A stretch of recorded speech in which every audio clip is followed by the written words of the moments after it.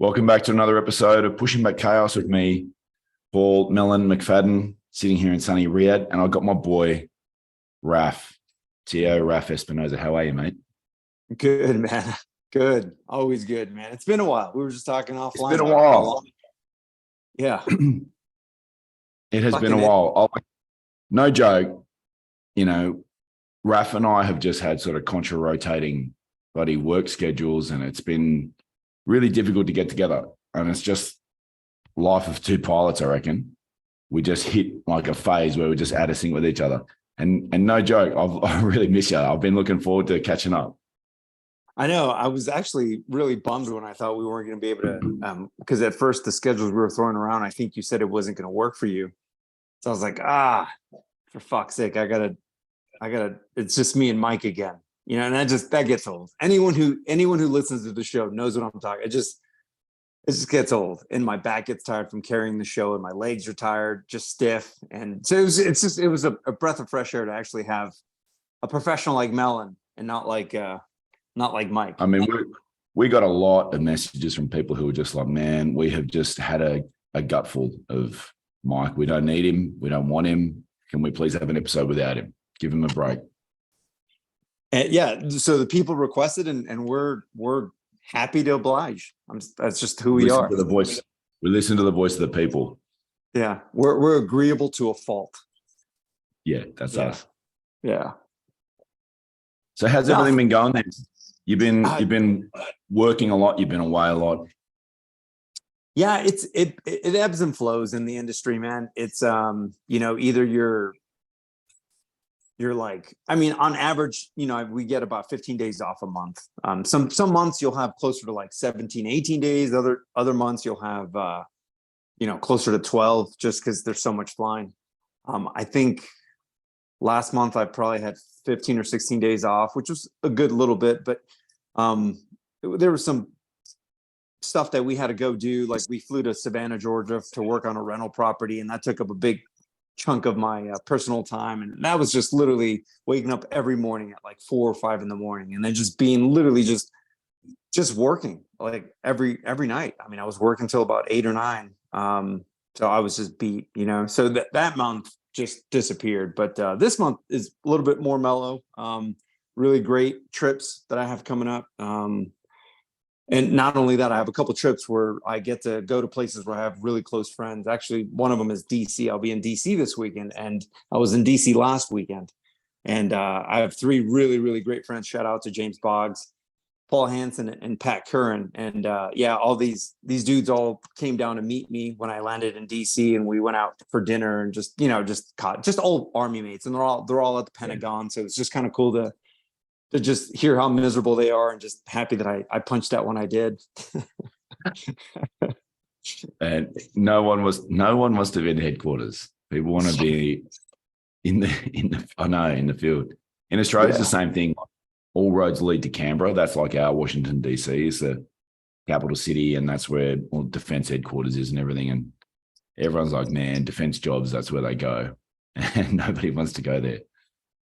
No, it's a dumpster fire, man. But it's one of the things when you're at that level, right? If you're an O5 or a W5, it's just, that's where you go. You start to write policy. You start to, be a whatever, like a attaché or an aide to a general, whatever. Those are just the positions you're going to go to as a light colonel and potentially a full bird colonel or whatever. But great dudes, man. And we had, like I said, we caught up, just dudes I hadn't seen in a little bit. So I was super excited. And again, I get to see him again. So Saturday I leave, and I'll be there for literally the whole day, and then I come back Sunday. So it's hard to complain about a job like that where I'm getting paid to go hang out with friends, which is why I don't do it in front of my wife. But you got to take the good. You got to take the good with the bad. Like everything's always a compromise. And so I know we've been talking a little bit about some of the challenges of being away and coming home and managing that. And, that's happening for both of us a lot at the moment. We probably have a new level of mastery there, or we're facing new challenges that are different in that space. And that's part of our life, and I know that's always the same for Mike, going like the away and back to deployment. I mean, that's why he's not here right now. So he's obviously off. doing things that those kinds of people do. And there's a long list of training those guys got to work their way through. So, it's been like that for me recently as well. That whole managing time away and coming back to the family, and having teenage kids is different. Like the 14 and 16-year-old versions of the kids, it's just like different challenges and, a different environment. The kids, I think things crest, like the peak difficulty, I reckon, is like somewhere around, I don't know, 2 or 3, where they just need, maybe even younger than that, just the amount of sleep you get and the interaction you have with your kids. So, like it's just crazy. Michael in the last month has started going to the gym, like him and all of his mates, like Dalla's son and his mates, and even some of the guys who aren't here, but they all stay in a really strong connected network on online gaming and whatnot. They've all just decided a switch has clicked. They're starting to get their first couple of silver hairs on their back or whatever it is, and they're all decided they want to go to the gym. Yeah.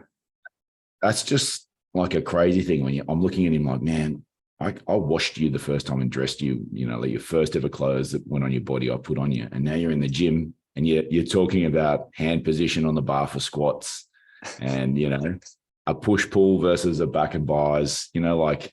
Yeah. And I reckon that I'm sure none of it was motivated by a young girl in a skirt or, some good looking, I'm sure it's purely just for the athleticism of it. I'm sure. I mean, they're definitely at that stage where sport is just super important. It's just such a massive part of their lives, these boys. But yeah, definitely at 14, that's when, like the girls change from like stinky, weird creatures to like, there's something somehow interesting about this 50% of the population that I really didn't notice before. Right. The mercury switch clicks in the brain, I think, around it. I mean, it's all linked, right? Yeah. And so, I've been going through a whole thing with Michael, just around exercise and talking to him. It's just, I was 13 when I started training in the gym. It was back in the day, the rowing club they were the only people who were allowed to go to the gym when you were 13. You have your rowing coach in there teaching you weights and stuff. And, haven't stopped since, probably the same as you. Start as a teenager and get some strong habits. And Michael is just like right into it, like I'll be on a video call when I'm away and I'll see him in the background getting out my protein and mixing up like the shake that you and I both make with the flax meal and the flax oil and cocoa and the whole thing, right? And he's just making that up in the background. I'm like, this is a different stage, and it's like starting to see there's going to be a point where he's going to be a grown man. He's going to be an adult. And that's been like, couldn't even think about it. 6 months ago, the thought occurred to me. Well, so I'd like to just point something out that you said earlier, and this is when we were talking about, well, you were specifically, were making the pointed statement that, when I was talking about my life here on the mountain and just the things that I've been doing, and you said, that was by design.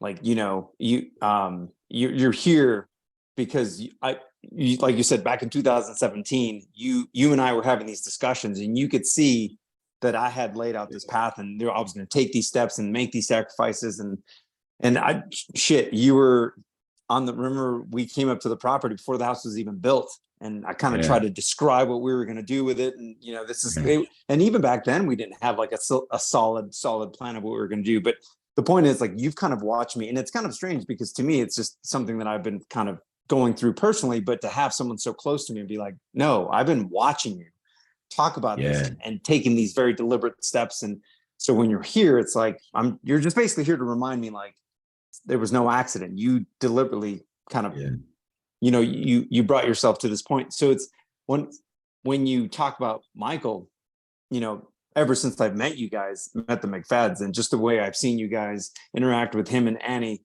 and the relationship that you guys have. Clearly I would expect nothing less from Michael. Like the same habits that he's been watching you do, going to the gym, just doing the protein shakes, trying to eat sensible, like all that stuff. Like it all, kids, what do they always say? Kids do like less than 1% of what you tell them to do, but they'll do 99% of what they watch you do. It's 100% true. So like just over your left elbow, we've just got a perfect snapshot there of the bean when he was the little bean, and like his little face there. There you have it, people. That's the before photo of the bean when he was a little man. And you can see his same little face inside it, right? Just beautiful, beautiful shot. And so I was talking to Raf about where he is now. He's in this role with his airline job, and he's away and home, and there's challenges that come from that. And he's in this house that he's on this block of land. And it's exactly true what Raf just said, that this life Raf is living right now was just an idea. It was just a concept. It was a possibility. It was a dream, whatever the word you want to think of. And Raf has created this life, and there's challenges, and you're up to your waist in troubles sometime and graft and challenges and whatnot. But you pictured something in the future, and then you've worked really hard to get to where you are right now. Like I know how hard you're working, man. We'd have these conversations in 2017, and you'd talk about Michael and Annie at that stage who were like 8 and 10. Yeah. And, it's just such a beautiful thing to watch from the outside. And that's one of these joys you get of having friends that you stay connected with over the years, and you get to see like the path that you were like watching them create, and where has it gone now? And it's not always that you see things have just naturally unfolded in a good way. Like we all have people we know who had a hard life, and often it's been because of some maybe easy decisions were being made. Sort of like slight, I'll take the easy path here versus I'm going to graft away at something that is difficult but worthwhile. And it's just such a joy to see you where you are now, man, with your happy little man who runs to meet you when you come in the door. Dude, that's the best part. And that's what inspired this topic. Cause I was just kind of telling you about, cause we were talking about working out with the boys, and you were talking about Michael, and I started talking about Soren, and I said, just a couple of days ago, I was working out. Well, he and I were outside playing with his cars and his little city that he had built. And I was thinking like, oh shit, it dawned on me that, most of the morning was already gone. And I was like, I really need to get a workout in before, I go on with the rest of my day. So I just said, hey, do you mind if daddy just gets a workout in? He's like, oh no, that's fine. So I run back inside, I put on some shorts, I put on some sneakers. I come out with like a jump rope, and I'm just kind of making an impromptu. It's not what I had planned for the day, but I just thought I just need to move, right? I need to go do something. I want to do something like zone 2, zone 3 type workout. So I bring out this jump rope, and I'm on the concrete slab outside of my garage. And, the house that we have on the property, it's kind of a beam, this mountaintop. So, I've got elevation on the property, tons of elevation. And so I was like, okay, I'll just do some quick sprints up this mountain and back. And then I'll do some jump rope, and I'll just do like a quick circuit. And after he saw me do the first circuit, he basically stood at the edge of the lawn and like was just waiting for me as I'm coming down the mountain. And he's like, Daddy, I want to do it with you. And I was like, all right. So then I kind of changed my workout a little bit, so now I would just do the push-ups in the grass, and he would do them with me. And then we would sprint across the grass before I sprinted back up the mountain. And, he would watch me do the jump rope, and I try to talk. But anyway, just that having that little shared moment, it took everything I had not to get emotional, just because it was such a special, like, he's with his dad, he's doing things that his dad's doing. But I'm also very fully aware that these things that I'm sharing with him are things that are going to kind of push him along the path that I'm hoping to push him. Like, none of this is an accident, right?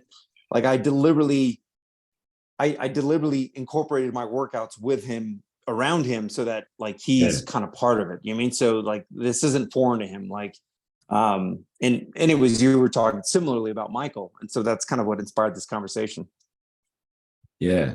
So we're sort of talking about, being a father who goes away and comes back to the home. And there's a lot of people who have that experience in some way, whether it's military or whether they're shift work as a first responder, or all of us often will have to go and do some kind of remote work for periods. Not everyone gets to be with their family all the time, but then there's heaps of guys who do. So we're just talking about being a dad, being a husband, being a dad at this stage of life where I'm at now with my guys at 14, 16. And the Bean now, is he 4? 4.5. Yeah. He'll be 5 in November. Oh no, that's right. He's close to Michael's birthday. And this is what we just naturally fell into this conversation, Raf and I, when we see each other after we haven't spoken for a while.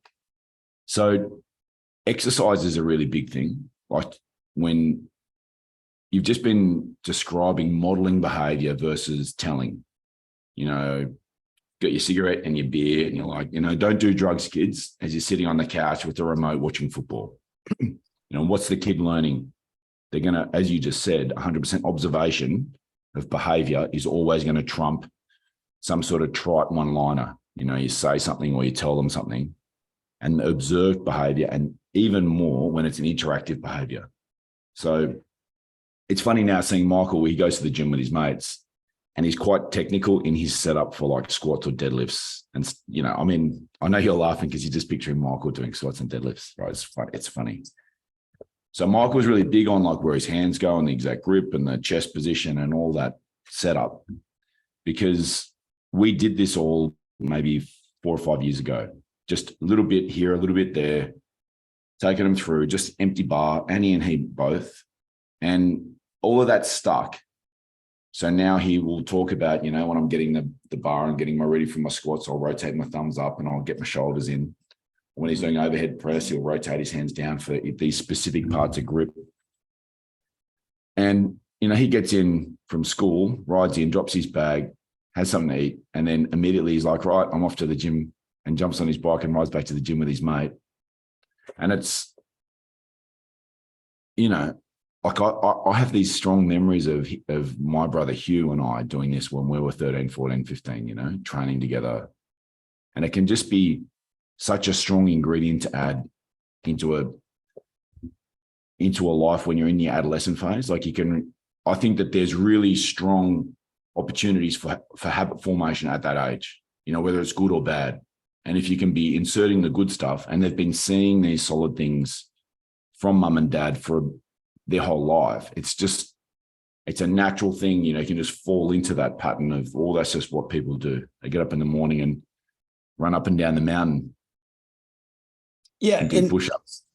Yeah. And to be completely open to, it's not just me. Aubrey goes to the gym, I think, just about every day. Whenever she doesn't go to work, she goes to the gym. We have a gym at the house downstairs that we usually use. I probably use it more in the wintertime when I go, for whatever reason. It's just, I'm trying to save time on the road, driving down to our gym, because we have actually a really nice gym that we go to. They've got everything, especially the sauna, which is what I love going down there for. But so it's something that he's witnessed since he was a little bean, literally. Even his Aunt Stephanie and his Uncle Stephen, which is my wife's twin, and her husband, whenever they do babysit him, guess where they go? They go to the gym. So for him, the gym is something that adults do. Yeah. You know what I mean? So he's very aware. Like when I wake up in the morning, like, hey, Daddy, what are we doing today? I'm like, we're going. Where do you think we're going to go? He's like, are we going to You'd be shocked how many times he goes, are we going to the gym today? I'm like, yeah, we're going to the gym today. It's just because it's normal nature to him. It's like you said, it's what we do. And so it really is kind of cool to watch him kind of transform a little bit, but there's other little pieces too. And we were talking about, leaving and coming home, and how, the heart can grow fonder when you're away. And that's true. And then I said, well, that's true. But I said, it could also kind of bite you in the ass if you don't have like expectation management. Because sometimes you've got this idea of this grandeur, like this kind of grand, ceremony that's going to be like given on your behalf. And by the way, that's awesome that it's happening to you. It's not always like that for me, right? Because when I come home, Aubrey's putting out 1,000 fires. She's prepping for a PA school. She's got little man, she's, she's trying to do stuff at, like yard work outside. It's like literally as soon as I get to the house, it's like I'm putting on my work boots and I'm putting on my hat and I'm literally trying to like help out with things that are, you know what I mean? Like it's just we got a little guy. He's 4.5. Like usually somebody has to make sure they're watching after him so the other person can get stuff done. So it's just a little different. And I've had to learn the hard way because it stings. And you're like in your head, you're like, I'm gonna get home and everyone's gonna fucking just do cartwheels. I will say though, Soren, without a doubt, as soon as he sees me, wherever he's at, he literally just runs straight to me. Like as soon as he sees me after 3 or 4 days of being gone, and that's that little terrorist. That's how he melts my heart. Just runs straight to me and just hugs me and Daddy, and it's just if time could stop, man, that I would be okay if I just passed away that second. It's so nice, man. It's so nice to hear there's these similar thoughts and similar challenges and similar really great bits. I mean, that thought of it's the Academy Awards. There's going to be red carpet rolled out. There's going to be fireworks. There's going to be spotlights as you come walking in. You've been away gathering resources for the family. But the reality of a 4-year-old child and the reality of life for everyone is everyone's busy, right? And where I'm at, the kids, because this is the thing, like I've seen, Raf saw my kids at 8 and 10. And that's when we were just super close and Raf was here all the time. And then now he's got a 4-year-old. And so it's like not far, just over the next rise is that life of what Michael was like when you met him when he was 8. And then I've got 14 to 16-year-old, and that's like another around the bend after the hill sort of thing. And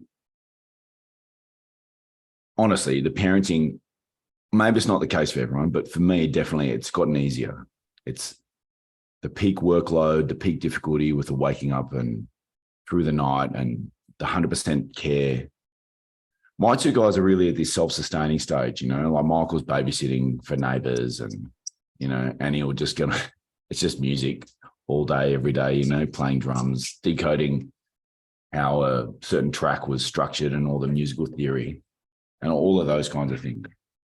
And so like that going away and coming back, it's still like that though for me. Like I come in the door and Annie will get up and out come the earpods for whatever she's just been listening to. And it's a big hug and a conversation. And when Michael gets home from school, there's like a lot of affection in our family that I'm keeping it as normal, like I never want there be a stage where there wouldn't be a kiss and a hug between me and my son or me and my daughter. And,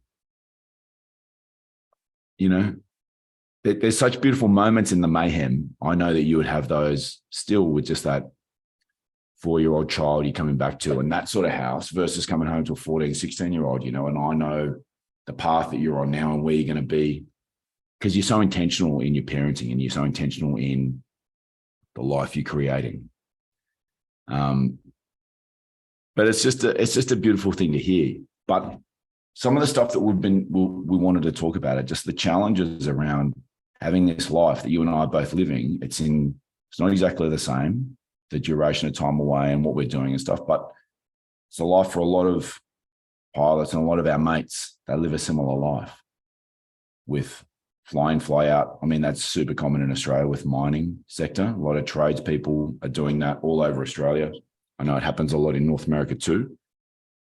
But just our life involves this time away from home and coming back. And so there's like a management of that. And how do you have both parents feeling rewarded and validated when one person's away and feeling a bit lonely and the other person's on their own with all the work to do. And you can get like a split between your expectation of how things are going to be either in the away time or in the together time. And so that's some of the stuff that I wanted to talk about with you, Raf, because I really value your insights. So where we're at now with the 14 and 16-year-old, like I'll message the kids or call them separately from calling Cherry, like I'll call them on their devices and have like a little chat. or a text message here and there. Annie will send me the music she's listening to and so on. And so there's this really beautiful like individual contact point I can get now. And that's only recent that's been the case in the last couple of months. And so maintaining that connection as dad, or they'll see me every night. Cherry and I will have a call every night when I'm away, because I stay in the same time zone, which is different from you. And, like we typically will watch an episode of some, like a Netflix or a Prime sort of TV show together. And the kids know that we do that. And they'll come into the room with Cherry while she's doing it and just say hi to me while we're watching, or, a little bit of a moment together. And so they know that there's this contact that occurs just routinely during the day, and they're participating in it. And then when I come home, like it's a very stable routine. My away and home time is like a constant, consistent return. So they know when I'm going to be here and when I'm going to be away. But what sort of challenges are you seeing now where you're at in the 4-year-old at home, and you're flying routine and the swing shift, and it's time zone changes and routine changes each month to month? Yeah, absolutely. And I'm glad you brought that up, because I was going to talk about them. And this is just my own, it's anecdotal, so it's my own personal experiences. But, with me, the fact that I am shifting times a little bit, time zones from East Coast to like Hawaiian time, and then everything in between. I don't get to call home. I shouldn't say that. I should, but I don't always call home, because sometimes when I land really, really late, clearly they're in bed. Or maybe I know that they're going to be at, Stephanie and Steven's house, and it's just so chaotic. It's really hard to get a conversation. And sometimes I'll try to sneak in just for a couple of minutes just to do a FaceTime. But, everyone's so distracted. So, but it's just like, hey, just don't forget me. So calling every night, at least routinely in my job, has been challenging. I mean, it's just the reality of it, right? So again, expectation management. I used to kind of get offended by it. I used to kind of get hurt whenever I'd go a couple days without like her trying to like FaceTime me or me, FaceTiming at the right. Because the running joke was that every time I FaceTime, there was always a million distractions, right? It was never like the quiet moment in the living room when nothing was going on and I have everyone's undivided attention. It was fucking never like that. And so, listen, I'm human. It stings, right? Because you're like, hey, I was just calling to say everybody is, but everyone's busy, in their present life, which again, I totally understand. But that's kind of what we were referring to, expectation management. Like, understand that, you're living your life wherever you're at, and, wherever you're reaching to, just put yourself in their shoes. Like, maybe they're at a party, maybe they're with family members who, they're just trying to have a conversation with. So anyways, that's part of it. And the other one that, it's not really a struggle, but I have noticed it kind of happens more frequently, is I've noticed that on my first day when I come home, Soren is absolutely bonkers to see me. Like, he's doing cartwheels. He's like, Daddy, like, his little arms sink in my body, and I melt. And then as the day progresses, and our first point of where Dad says no to anything, he immediately goes straight to Mom. Right. So if he goes, hey, Dad, can I have, I don't know, Skittles or something? And I'm like, buddy, it's not even 12 noon yet. I was like, no, you need to eat a proper lunch. And he'll look at me and just kind of walk straight to Mom. And of course, I stop him dead in his tracks. Soren, come back here. What did I just tell you? And I understand. And there's a little bit of empathy from me towards him, although I don't show it because I keep a very stern face. Because Mom has been his world for the last 3 or 4 days. And then I just kind of pop up, and clearly he knows I'm his dad and I'm integral to his life. But, when you're living day to day for 3 to 4 days, and then suddenly Dad shows up, I mean, well, the authority for the last 3 or 4 days has been Mom. So it's kind of a natural clear. And again, I don't get offended. I used to kind of get offended by it. The first time he did that to me, I was kind of like, hell? Like, I remember I've just been talking about this with Jerry and Michael. Like, I remember the first time Michael defied me, like, was a defiant little, he blew me off, and he must have been 3 or, like, pretty little. Yeah. And I was like, I was just in such a state of shock. Yeah. I went into the kitchen and shut the door, and I was like talking to Cherry about it. She's like, like, I'm like, what should I do? And she's like, you're the dad. What do you? I was like, oh, that's right. Went back and I was just a little bit firm with him, and he just immediately went back to normal. Yeah. And we've been having this conversation about how maybe it's just sons, but maybe more sons, but definitely sons. I'm sure daughters do it too. Annie was always just such a sweet little angel. But there's that moment where they're going to try it on with a silverback. Like there's like a power structure here, and humans we need to figure out where we are in the hierarchy. And especially when you're going away and coming back, there's a new challenge. Because I had the conversation with Michael. He's been babysitting, and he knows this story, this anecdote about him when he was 3. And he was babysitting another one of the families over here, some kids while we're all out. And when we got home, he came into our room and he really wanted to debrief when we got home. So he's just sitting in the bed with us. And he was like, the little guy tonight looked at me, and I was like, oh, it's time for bed, guys. And this guy's 3. And he's like, you're not the boss of me. My mum's the boss of me. And Michael was like, I didn't know what to do. And he said, yeah, but your mum has said I'm the boss for tonight, so like it's time for bed. And he goes, no. Mum is the boss. If I fell over and hurt my knee, I'd go to mummy and she'd put the Band-Aid on.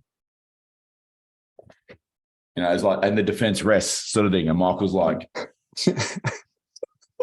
and he had to reason his way out of it. Like, do you go into opposition with a 3-year-old? I mean, you're taking on, that's a nuclear exchange is going to occur. And so Michael was like, okay, well, right now, if you fell over and hurt your knee, who would put the Band-Aid on? And this 3-year-old sort of looks around the room and he's looking at his 4-year-old and 8-year-old siblings and sort of like points at Michael. Michael's like, all right, then, well, it's time for bed. And he goes, okay. So all kids have these moments, and it's like we're all figuring out a power play and who's who in the dominance hierarchy and stuff, Yeah, but like that's one of the struggles with coming and going, right? Especially in our profession where you're trying to keep a presence, but how do you do that when you're away? And again, I try to do it through FaceTime. It's not as successful. What I have found is that the way I kind of counter that lack of authority, although trust me, I regain it pretty goddamn quickly, is again, I make very deliberate, I create very deliberate moments with him, right? So the good thing is, well, not the good thing, but my wife works, some of the days of the week. And so those days of the week, usually when I'm home and she's gone at work, I've got a solid 8 hours with him. And it's just him and I building a relationship. I'm making him breakfast. We're doing lunch together. We're probably going to the park.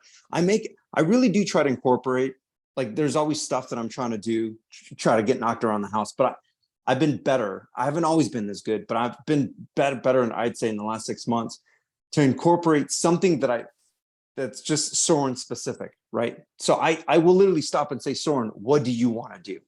And I give him options. Do you want to go to the park? Do you want to go to Riverfront? Do you want to go look at, like, what do you want? Do you want to, do you want to go play in the sandbox? And I try to give him at least an hour where like he kind of runs the train and we do what Soren wants to do. And what I've noticed is that immediately, like, he's my boy again. Like, it's just, it's because it's not even about the father-son thing. It's more like that relationship where, like, I'm playing, like, I'm coming down at his level, and it's not just me forcing him to be in my world. And like, no, I'm willing to come to your world and be with you, that's another way of telling somebody you love them, right? If you really are willing to come into their space, like, what grown-ass man wants to play cars on a molehill? Like, well, that's a stupid 4-year-old. But it's but just, that's a great point, Raf. Like, because and there's a fine line, right? Like, if you're doing activities and he's involved in them, you're doing your you're getting in your cardio for the day, and he's doing, like, I'm just picturing the push-ups in the grass just out the back of your house, and you're running him down the hill. Like, that is, a scene from a movie. And I know that's, you're storing that in the hard drive for later, right, in the vault. So he gets to participate in what you're doing, and that's that's most of the day. And that should be most of the day. It shouldn't be from sun up to sunset, the child's running the show. But it's really good that at like 4, he gets some time where he gets to be like, well, I want to go and do these, let's play blocks or whatever it is that he's doing. We're gonna do a little bit of this. And so he gets the feeling of having to, think and come up with an idea. He's got some autonomy over his own day. You're interested and you're having fun doing what he wants to do. Like that's a really solid suggestion of a concrete thing you can do with a child when you are doing this away and home stuff. Because like you, I have time at home. When I'm home, I'm home. And when I'm away, I'm not here at all. 24 hours in the day you're away. Yeah. And being able to find moments to do the stuff that they like. So like at 16 and with my daughter, it's just engage with her about music. Like just dive into the Wikipedia entry for goth rock and Annie will tell you when the band formed, what studio they recorded that song at, who influenced the bass line in this particular song. And, it's interesting. If you get into what they're interested in, for sure they're gonna naturally want to express that and include you later. So that's a beautiful thing to do it for. So what sort of stuff does he like doing? Like when you give him the lead, you're like, right, number 2, take the lead. You've got the formation lead. Where does the 2-ship go? Yeah. So I would say the last month and a half, it's been hide and seek. He loves hide and seek. He's the worst though. He's the absolute worst though, because he hides in the same place every time. So so I have to play like I don't see him. So we have to do it with the flashlight. So I'll walk around the area that I know he's at and be like, where is Soren? I don't see Soren. And you can hear him giggling in there, and clearly I know where he's at because he's in the same dance spot every time. So that's usually his go-to game. He also has this math game where it's like these dinosaurs and you match. It's like matching cards, like memory cards, where you flip them over. Yeah. So he got that from his mom not too long ago, last couple of weeks. So we played almost an hour of that today. That was good fun. We were just kind of socializing with my brother-in-law. He came over. We were making pizzas here at the kitchen, and Soren and I were just kind of playing card games. Playing outside with all his cars, all his Hot Wheels. We have a sandbox that we made for him years ago, and it's still one of his favorites. And like I said, we have that big mountain of dirt that is supposed to go in a flower bed, but we just haven't gotten to it. And anyways, that he's built like a damn city on it, and he's got all his cars out there. So we do that.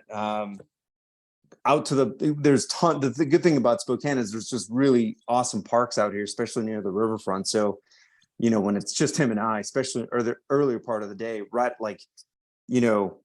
after the gym, I mean, dealer's choice. We'll go down to riverfront. We'll go down. As a matter of fact, we took you there when you guys were down. Yeah. We went to No Lie Brewery, so it's not far from there. Yeah. We'll do that. There's a jumpy house, like one of those trampoline parks. We've done that a lot, like hundreds of times. He loves that. Again, that's just like, that's tag or chase, like just jumping all over the damn place and getting my cardio and playing with him. So it's the spectrum is massive, but like I said, I really, because look, I'm me. There's always something on the docket, right? I'm always working on something, whether it's myself, whether it's work related, whether it's whatever it is, I'm working on something. And so there's never enough hours in the day. And so that's my struggle, is that how do I get all this stuff done without, but at the same time creating moments and memories with my son, And so again, I haven't always been the best at it, but I've really made a concerted effort probably in the last year, when it really just dawned on me that, you can talk about all this shit about, time's a currency and blah, blah. But it's just the truth. When we come to our deathbeds, we're never going to sit there and say, oh man, I spent way too much time with my children. That's never going to be a thing we're ever going to say, No. It's going to be the complete opposite. So there was,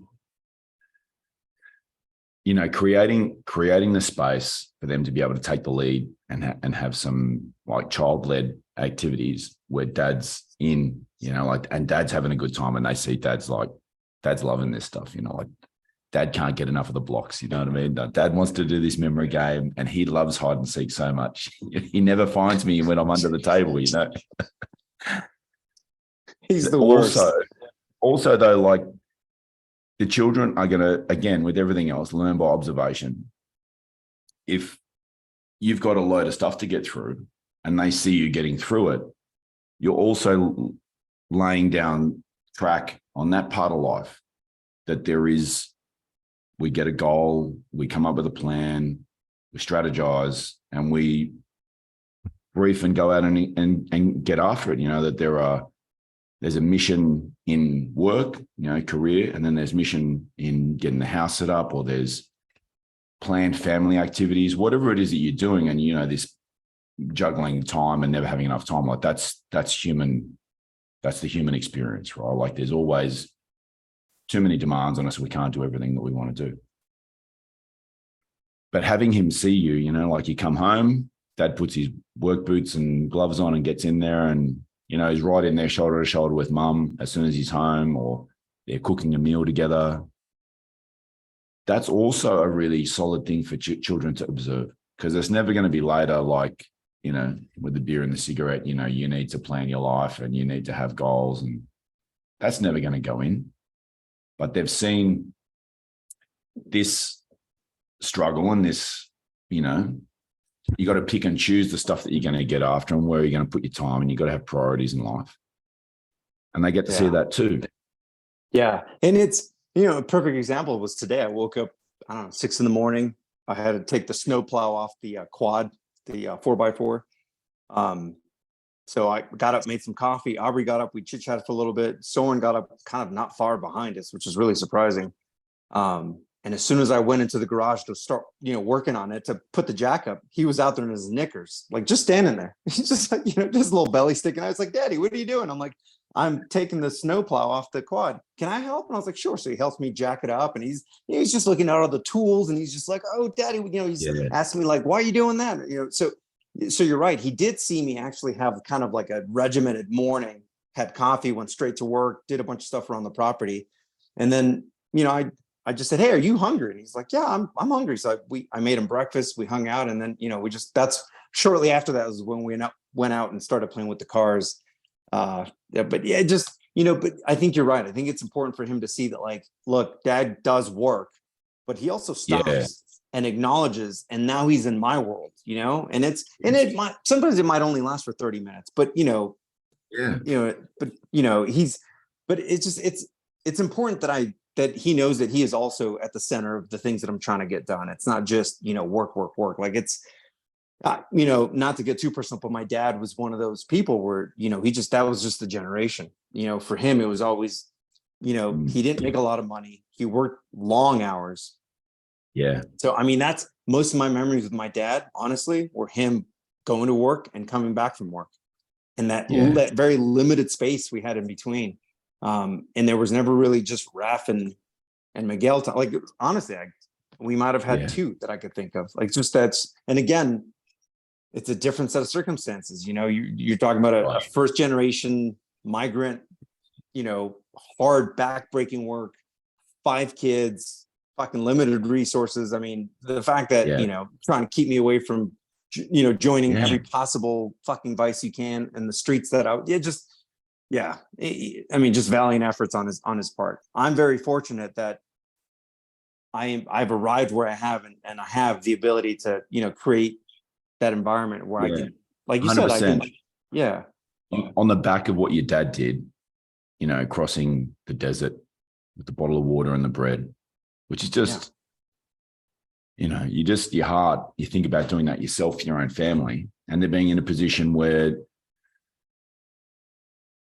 he, with the sweat off his brow, created the life where you were able to, off that platform, in one generation, get to where you are now. It's different, right? And I'm sure he would have loved to be able to do the stuff you're doing, but he wasn't in that situation. And that's the reality, you know, like getting resources is freaking hard work. Like that's the human experience, getting resources to live, to stay alive, not to, you know, have the gold-plated bloody toilet bowl, but just to have enough to keep, you know, soul and body connected is difficult. And how much the luckier are we? Like you saw that example of just like, and that was my dad too, like working a lot. Like he would come home in the evening, at like 6:30 p.m., sit down and have like one beer.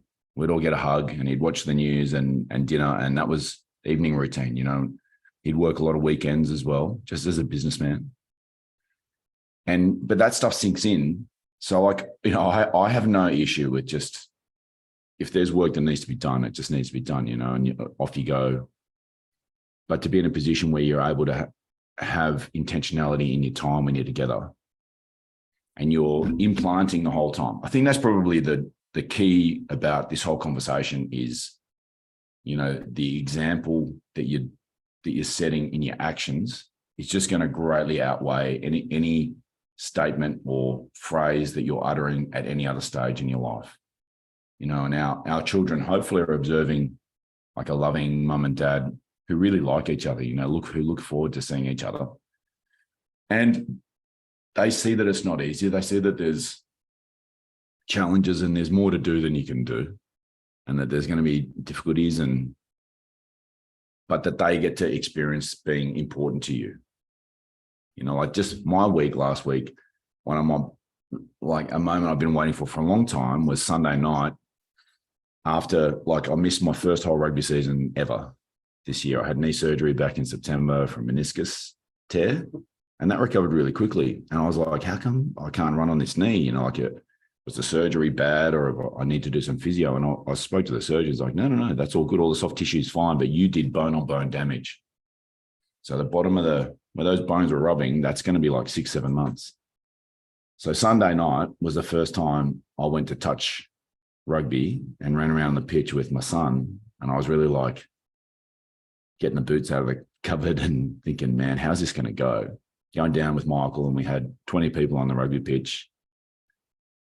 And, you know, I got to run and throw the ball to my son at full speed, you know, and see him just gas some adults. And like, I haven't had that like for 6 months, 7 months. And I also had worried, Raf, that like maybe this wasn't going to happen again because my knee, maybe it's jacked for good, you know, I'll have to do other exercise.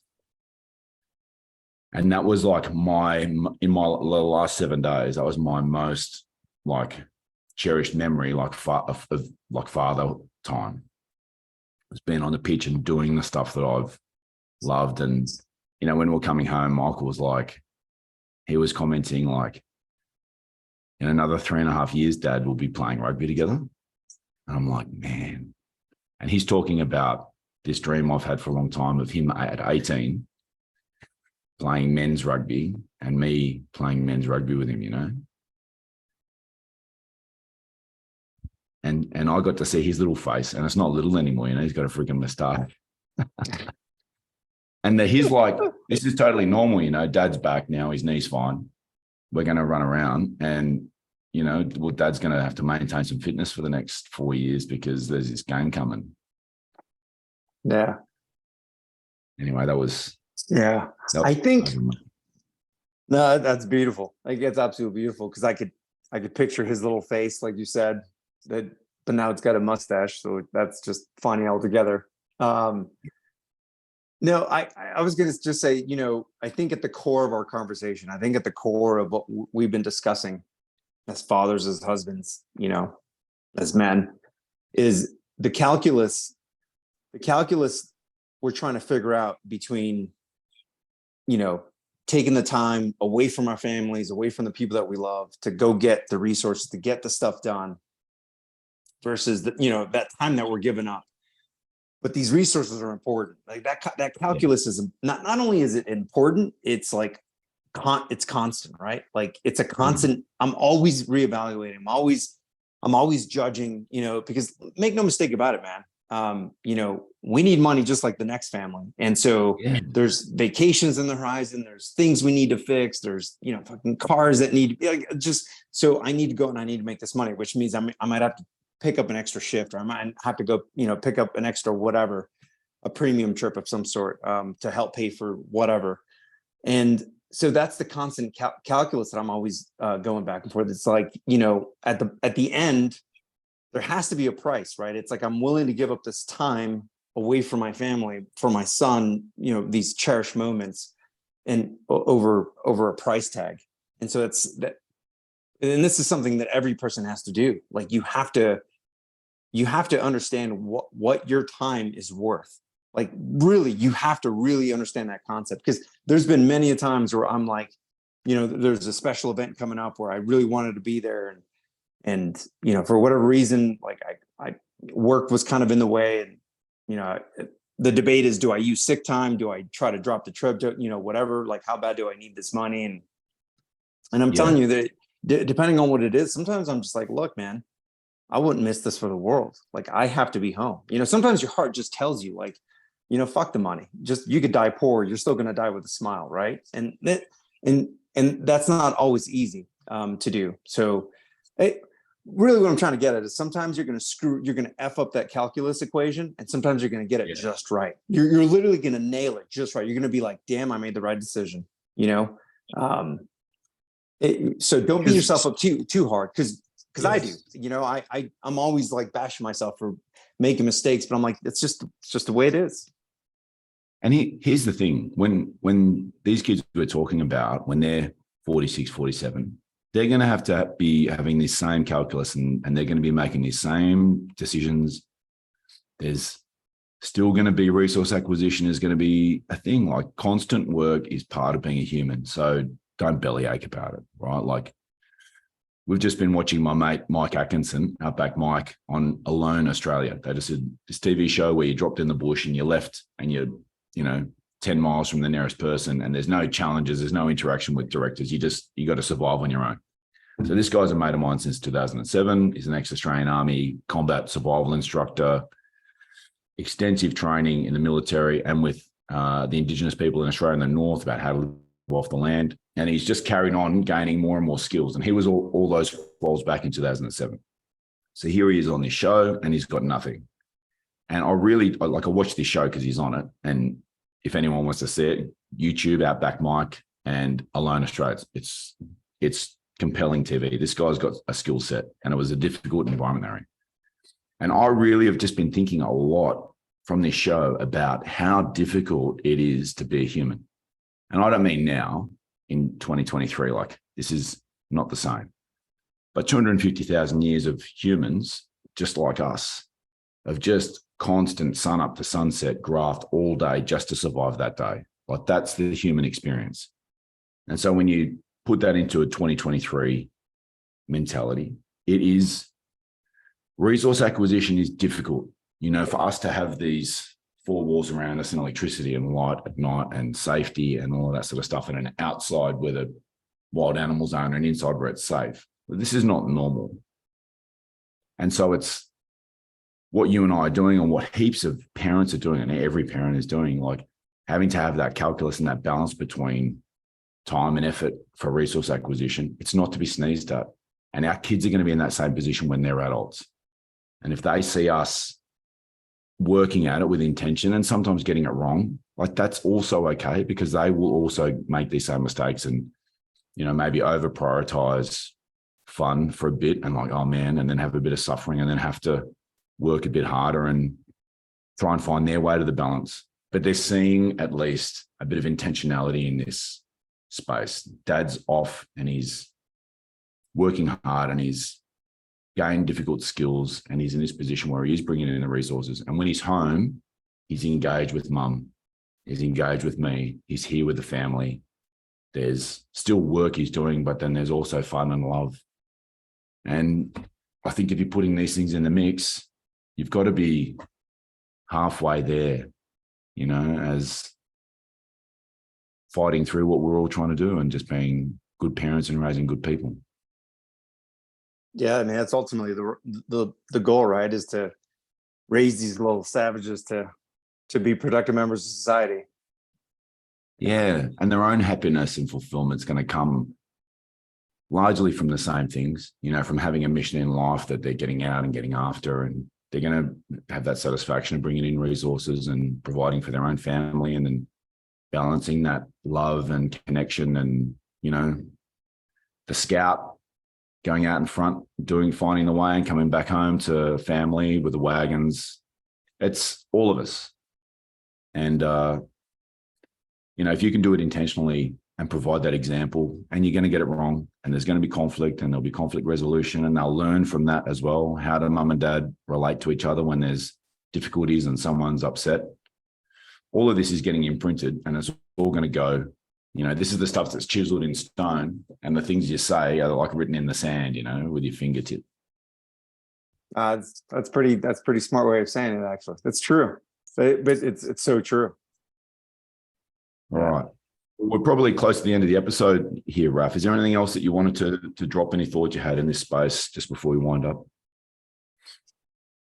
No, I mean, again, I just really reiterate, not to the listener, but it's really just to myself, is that, time is the only real currency that we should worry about. Like that's, again, the calculus of every day is, how do I maximize the time with my family? Now, again, that might turn out you leaving for a couple of days to make the money, to pay for the stuff, to give you the space for a week or 4 days or whatever. And then when you're there, don't forget why you made that sacrifice. Because it's easy. Look, it's easy to get lost in the bullshit. It's easy to there's so much nonsense in the ether. It's so easy. And it's, hopefully if you're lucky like me and fortunate like Melon, you've got those little faces that look up at you. That's a quick reminder, right? That, screw the rest of that nonsense in the ether. It's what's in front of you is the most important thing. And, they do a really good job at that. They do. I mean, Soren does a phenomenal job of just looking up at me, and I'm like, yep, everything else is bullshit. I'm here. Let's go do the thing. Great summary, man. All right. So we're probably at the end of the episode there. Guys, if you've enjoyed this episode, please subscribe and share it out into your network. We're available on all the social media. We get all your messages on the grams, the Instagram, the Facebook. We get the emails. We love reviews. If we're not doing a good job, send that direct and we'll do what we can to fix it. And if you're going to leave a public review, we love the 5 stars. We're also doing on Saturdays, we're trying to do a new thing of Instagram lives where we're just taking feedback and interacting with you guys. If you want to jump on with a question, if you want to send us topics ahead of time, go right ahead. And if we can be adding some value into the community, that's what we're all about. And just one last thing, a shout out. We've got a new member of the team. We got Stephanie, who's joined us as like a bit of a social media wizard. And if you've seen a bit of a change in the product, it's because the 3 gorillas are not really doing it anymore. And there's someone who knows what they're doing, has been adding some flair and making that stuff like just a lot of effort, figuring those things out. So from us to you guys, unfortunately, next week you might have Mike back again, but we'll do what we can to keep him off. And until then, take care and, look after your family. Consider some of the stuff we've talked about here. We'd love to hear the feedback, guys.